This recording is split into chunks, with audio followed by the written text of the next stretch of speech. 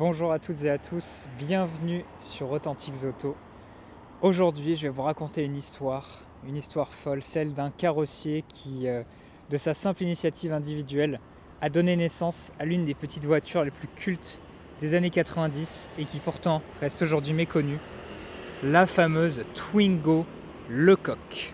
La Lecoq, c'est clairement l'un des projets de customisation sur mesure sérieux et professionnels les plus aboutis. Il a été décidé sur base de la petite Twingo qui, en 1995, était la superstar des villes, la superstar aussi des beaux quartiers. Il ne vient pas par hasard ce projet, c'est la volonté d'un homme, la volonté d'une entreprise de se démarquer, de raviver un peu son flambeau et de rendre hommage à une autre marque française iconique, Bugatti. Pour cette vidéo, je tiens à adresser un immense merci à la carrosserie Lecoq et notamment à Simon, son responsable communication, qui a gentiment voulu braver le froid ce matin à Paris pour venir me présenter leur magnifique exemplaire. Donc vraiment merci à eux, merci à lui et puis merci également à mon ami Julien qui nous a mis en contact et qui a permis de rendre cette vidéo possible.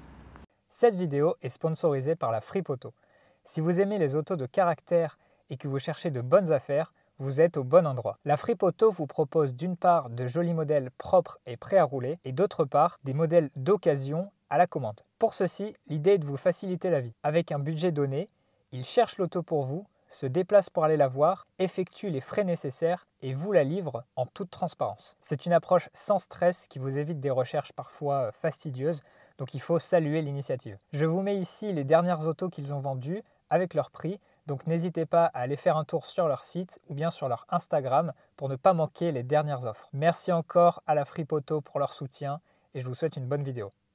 En 1995, la Twingo a déjà 2 ans et c'est un immense succès. Renault avait vu juste avec sa volonté de faire un mini space entre guillemets pour les villes. Mais dans la gamme, on n'a pas encore de déclinaison un peu luxueuse alors même que Renault nous avait habitués à sortir des Super 5 Baccarat, Clio Baccarat, même R19 Baccarat, c'était une griffe qui était déjà établie. On avait eu jusqu'à maintenant sur la Twingo quelques séries spéciales un peu chic, plutôt orientées mode, comme la Twingo Kenzo en 95 ou la Twingo Elite en 97, mais pas de version vraiment luxueuse à proprement parler. En parallèle, à Saint-Ouen, dans la Seine-Saint-Denis, on a un carrossier qui s'appelle André Lecoq et qui est assez réputé parce qu'il est connu pour ses beaux projets de restauration de véhicules d'avant-guerre type Bugatti, Rolls-Royce, Hispano-Suiza. Et ce monsieur prend sa retraite justement en 1995. À ce moment-là, il a en tête le fait que le positionnement luxe de la Twingo pourrait être intéressant puisqu'elle plaît dans les beaux quartiers. Et il a envie également de refaire un peu parler de sa carrosserie, de faire un projet original. Boum, ça donne naissance à la Twingo entièrement revue par Lecoq. Alors ce qu'il faut savoir, c'est que cette voiture, qui a bien sûr une découpe latérale rappelant les Bugatti restaurés par Lecoq, est une initiative totale de la carrosserie. C'est-à-dire que Renault, bien qu'ils aient plus tard validé le projet et qu'ils en aient une aujourd'hui dans leur collection, n'était pas du tout associé au projet, c'était pas une voiture officielle dans la gamme, c'était vraiment quelque chose d'artisanal, de sur-mesure, et c'est ce qui fait toute son exclusivité, puisqu'aujourd'hui, on estime qu'il y en a eu une 50aine qui ont été produites et qui restent aujourd'hui sur les routes. C'est pas vraiment déterminé, mais peut-être une 20aine, donc ça en fait une voiture extrêmement rare. Pour autant, malgré le côté artisanal du projet, eh bien c'est quelque chose de très abouti. La carrosserie Lecoq, ils ont l'habitude de faire du travail sur des autos extrêmement prestigieuses, donc ils ont la main, ils savent peaufiner les détails. Et donc pour la Twingo, ils se lâchent et ils vont aller pousser jusque dans les moindres détails la référence à Bugatti et d'une manière générale la référence aux voitures de luxe françaises. Donc vous allez voir que sur cette Twingo, on retrouve énormément d'éléments qui lui sont propres et qui sont très travaillés. Comment ne pas commencer par évoquer la couleur? C'est une voiture qui est entièrement noire de base et à laquelle Lecoq est venu appliquer une découpe latérale de différentes couleurs pour rappeler par sa forme celle des Bugatti, on l'a dit. Alors celle-ci en jaune, c'est la version entre guillemets la plus commune. Il a existé également des découpes rouges et les plus rares sont bleu, argenté et même vert foncé. Ça donne un cocktail quand même sacrément sympa. Ce qu'il faut savoir aussi, c'est que la Lecoq est basée et n'a existé que uniquement sur la phase 1 de la Twingo. Donc on le voit avec ses clignotants orange séparés dans les phares. Mais bien sûr, le coq s'est pas arrêté là. On a donc également des pare-chocs qui ont été peints et vernis, couleur carrosserie. Si je dis pas de bêtises, à l'origine ils étaient plutôt satinés. Mais en tout cas, ces pare-chocs là n'existaient pas sur la Twingo de série. A noter que ces grilles-là, normalement, sur les Lecoq originels, étaient remplacées par des petites aérations en aluminium. Donc là, ça lui donne un côté un petit peu plus passe-partout. Mais ce que je trouve le plus fou sur cette voiture, eh bien, ce sont les jantes, puisque vous allez voir, elles s'inspirent de pas n'importe qui. En effet, André Lecoq, on l'a dit, restaurait des Bugatti, et à l'époque, on avait le modèle de Bugatti qui avait ressuscité, c'était la EB110. Et la EB110, elle recevait des jantes BBS, très similaires à celle-ci, tellement similaires que celle-ci, vous le voyez, arbore même le logo Bugatti. Alors niveau droit de marque, je ne sais pas trop comment ça s'est passé, mais en tout cas vous les avez là, les jantes BBS accompagnées du logo Lecoq en plein milieu. Ce logo qui bien évidemment reprend la forme d'un coq est très intéressant parce qu'en fait à la base c'est le logo de Matra qui a été ici inversé sur le coq parce que le coq a voulu rendre hommage à leur collaboration qu'ils avaient avec Matra puisque la carrosserie avait une certaine expertise dans la fabrication de pièces en plastique pour les voitures. Donc on le retrouve ici sur ce magnifique porte-clés. Je pense que celui-ci est plus moderne que la voiture. En tout cas, il est absolument superbe. Donc en fait, sur cette Twingo, on a du Renault, on a du Bugatti, on a du Matra et bien sûr, on a du Lecoq puisque non content d'avoir apposé ces jolis logos, on a aussi la marque ici. Ce petit badge doré très sympa, un peu patiné en plus, qu'on retrouve également à l'arrière à ce niveau-là. Voilà pour l'extérieur et la préparation s'arrêtait là entre guillemets puisque la Twingo, la base Twingo ne change pas, le moteur ne change pas, on est toujours sur le Cléon fonte. Certains exemplaires ont peut-être reçu le D7F qui est apparu en 1996, mais tout le côté technique n'a pas été modifié par Lecoq, c'est simplement une préparation esthétique très poussée. Mais assez parlé de l'extérieur, on va aller voir à l'intérieur parce qu'il y a vraiment une débauche de luxe et ça c'est vraiment cocasse à voir. C'est parti. Voici un temple de luxe français légèrement kitsch, made in Lecoq. Alors comme toujours, on va commencer avec la porte, qui est une porte de Twingo somme toute assez normale. On retrouve du plastique, le métal de l'extérieur, le bac de porte. Mais par contre, bien sûr, on a deux éléments. D'abord, le cuir ici, qui est bien sûr du cuir véritable avec des surpiqûres contrastés. Et toute cette partie-là, qui d'habitude est en plastique. Alors, elle est aussi en plastique. Par contre, c'est du plastique qui a été peint façon ronce de noyer. Un peu à la manière des Facel Vega où on avait aussi du bois, du faux bois peint. Et vous voyez qu'elle est équipée des vitres électriques et des rétroélectriques parce qu'on est sur la base d'une finition PAC.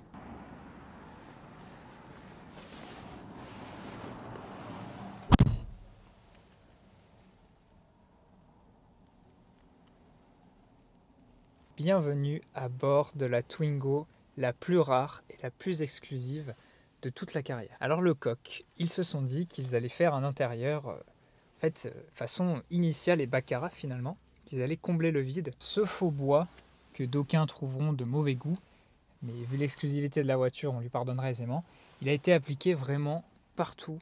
Donc sur les portes, on l'a dit, autour des aérateurs, même la molette de réglage est elle aussi peinte dans ce faux bois. On a aussi ici les petits voyants d'alerte avec autour le faux bois et bien sûr la console centrale. Mais avant d'en parler, attardons-nous une seconde sur le volant.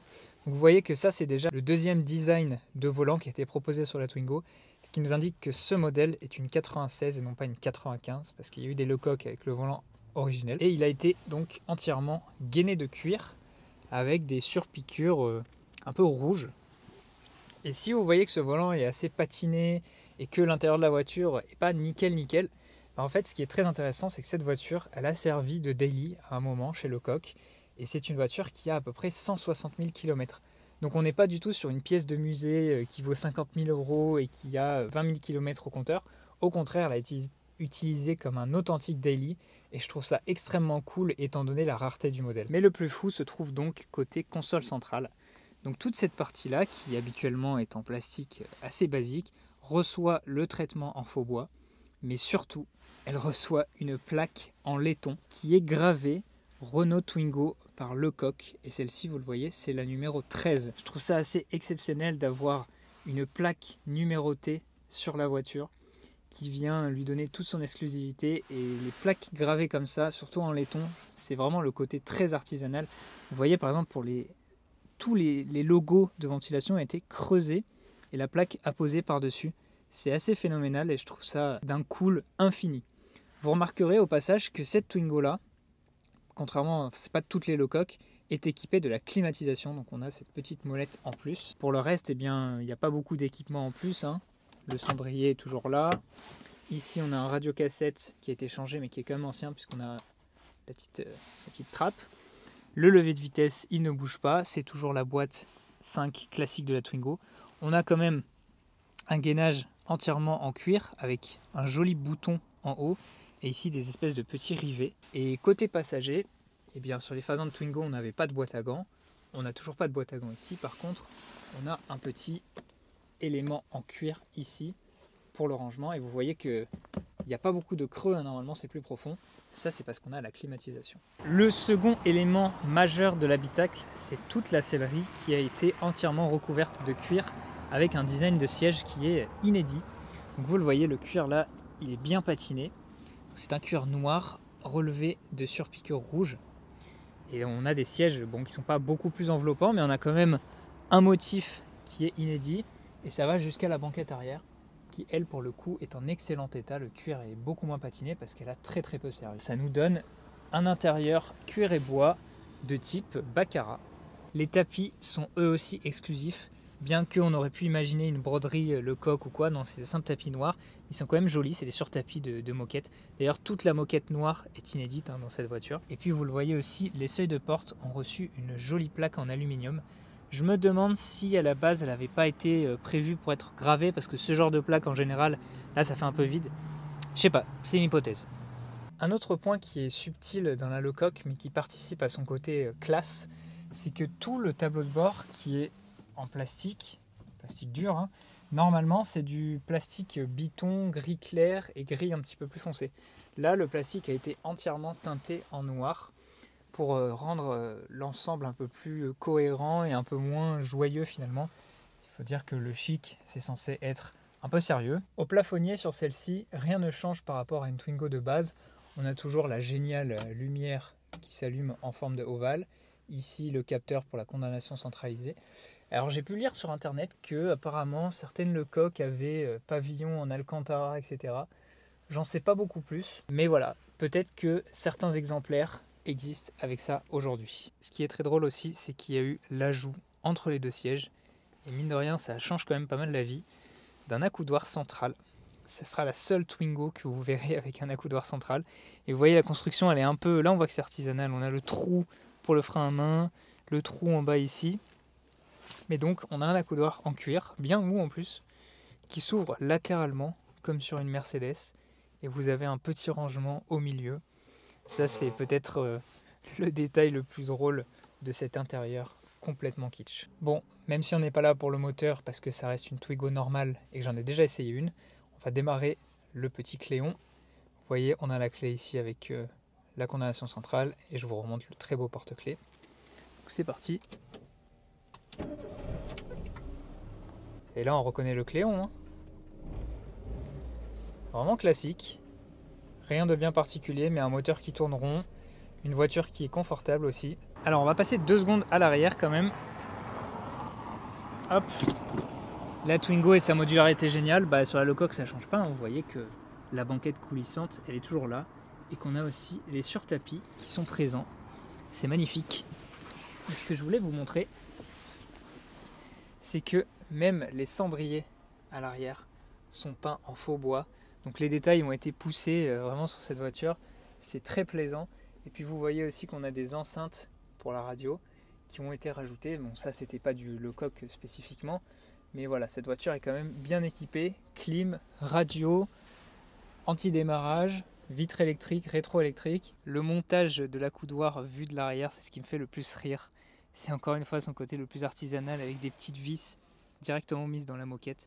C'est vraiment excellent. Je vous le montre quand même parce que c'est un moteur iconique pour Renault, le petit Cléon fonte, le C3G, qui développe vaillamment ses 55 chevaux.